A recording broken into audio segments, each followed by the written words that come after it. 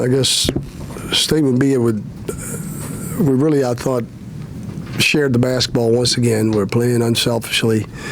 We beat a good team tonight. I was very impressed with Coach Jordan and how his teams executed. Very poised. And we did what we had to do to get the win tonight. So, any questions? Coach Smith, it was a 14-point win, but it could have been a lot better if you just made free throws. Have you ever had a team shoot 2 for 12, and how frustrating for you as a coach is it when you're doing all these complicated things well, but you're not shooting free throws well? No, I've never had a team shoot this poorly. And yes, I'm very frustrated. But we'll make some, I just fired the free throw coach. So those things happen in life. So we're going to, I think I'm a hire a new free throw shooting coach. But there's some things we can do to improve. We went from last to second in the Big 12 last year. But we'll have to change how they're shooting the ball, obviously, to improve. But I thought overall we did get to the free throw line. The kids executed, got the ball inside when we had to. But you're right, we could have been a much more comfortable score if we could have made our free throws. Coach Smith, did you know that KJ and Dedrick would be this good this quickly for you? Did you have confidence in that coming into the season? Well, I really haven't watched them play much. I saw them in high school. I don't think I watched the game last year. Other than after I got here, I watched a couple films and a couple games on tape. But, we knew they were talented players. I mean, they were highly recruited. Their dad's an outstanding coach. Certainly, they're sons of a coach, so I know how in basketball, they have good basketball IQ, and they are 1'6'9", one's about 6'7", and they're pretty good players. So I was hoping and that they would be a pretty good player. It's early on. I think they would tell you they still have a lot to improve on. And I know that they're just going to get better. And I'm really grateful to have them on the team. And you can't win without good players, that's for certain. Coach, you can talk about the first, I know the first half it was one turnover and maybe no turnovers until the first 3 or 4 minutes of the second half. What role did that play? Oh, it was great. It was outstanding because we're playing against a very good team. I know this team UW Milwaukee they'll win a lot of games this year. I was watching them on film. I was really concerned coming in whether we could guard their offense, that John Beilein style of play where they really shuffle cut, staggers, and they have an outstanding shooter. And a kid like Cody Wickman who can really knock down open threes, and that creates a matchup problem for us. And we kind of went small, but that was the key to the game, us taking care of the basketball the whole game, and especially in the first half. Then we tried to over-dribble and do some other things in the second half that were just not good turnovers. Then when we try to do too much, we have a problem. But I thought once again we defended well, and they're a very good shooting team. We played without fouling. We played a good, smart basketball game tonight. Coach, you had 9 blocks and 10 steals. How good can this team be defensively? Well, we're going to have to be good. We can be very good. I think we have length. We have athleticism, and a guy and it starts with Jeremiah. He had an unbelievable line tonight, 8 assists, no turnovers, 3 blocks, 3 steals. Just a tremendous effort, by him. 4 rebounds, just solid all the way around. And he did a good job on their point guard. Even though he had 5 of 7, we settled down. But we have guys that are very versatile defensively. You take a guy like Jamario, he can guard multiple positions, and that's one of the reasons, they went small, so we had to, and Chad was sort of, he was having a tough time matching up with them. and that's why his minutes were limited. But he's getting better every game and every practice. But a guy like KJ is really working hard to stay in his stance. You got a guy like, and probably our best on-ball defender is probably Markel. So we have good, and then you have to have. You got to tell them that we got to sell them on the fact that we've got to do it with our defense, and they're believing right now. Hey, Coach, back here, Coach. 21 3-point attempts. It seemed at some point you all were chucking up some. Is that something you want them to do with their open? Is there something that? Well, we took about 3 or 4 threes that we should not have taken, and with time and score, and certain guys taking it when they should probably attack the basket, or taking it in transition when there's nobody to in the basket to rebound. Those are bad threes, but otherwise we want guys to be comfortable. We really work on passing, because a good shot starts with a good pass, and we tell our guys if it's you have to be comfortable when you catch it and you're in the right spot to shoot. And then we've got guys that can make it. A guy like Dedrick Lawson creates a lot of, he really stretches the floor with his ability to shoot the long-range shot and find people open.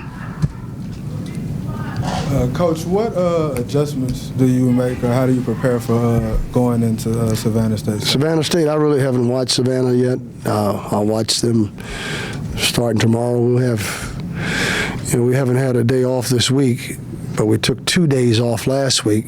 Based on the NCAA, you have to take 2 days off, and if you have 3 games in a week, then they allow you to take those games off. So we really need to get our rest. Guys logged a lot of minutes, and wasn't planning on playing. Dedrick 38 minutes, and Jeremiah 37, and Markel 37. But so we'll have to get off our feet. These guys are student athletes first, so they'll be in class. And then we'll get busy tomorrow afternoon, watch what we need to watch from tonight's game, and then we'll focus on Savannah State. I was going to ask you about minutes. In fact, those heavy minutes for those guys, and you knew you'd have some depth challenges. How much is needing other people, whether it's Clergio or Kessie or Chad or whatever, to help fill in the depth so you don't have to be so reliant? Yeah, they're going to have to step up. But we're trying to get them quality minutes. It's tough, though, because, they're struggling right now. It's a different game at this level. Christian played, 3 years at Coppin State. That's not to take anything away from him, but it's a different level of athlete, and the game is a lot. And in Chad's case, he hadn't played at all since high school. So I'm just going to have to be patient and keep helping them grow and improve in the areas they need to improve on in practice. And they have, they're hard workers. Both, Chad is in there working, getting extra. He's really put on a lot of strength. He's come a long ways from day one, from first time I saw him. So if we can get him to just keep steadying the game. That's the other thing, is that you can see the basketball understanding of what's next, and anticipating and reacting to certain things. But it was a tough tonight, because when they go to a small lineup like that, that's usually what happens with a big guy. It's hard for them to match up, and they're a good three-point shooting team. What did you think of the second half pick and roll coverage, specifically when you tried to ice on defense? I thought that was a huge adjustment for us. We got better at it. We did it because of Chad. We were just saying, hey, Chad, he was having a tough time to hedge. First, we were trying to jam the pick and roll.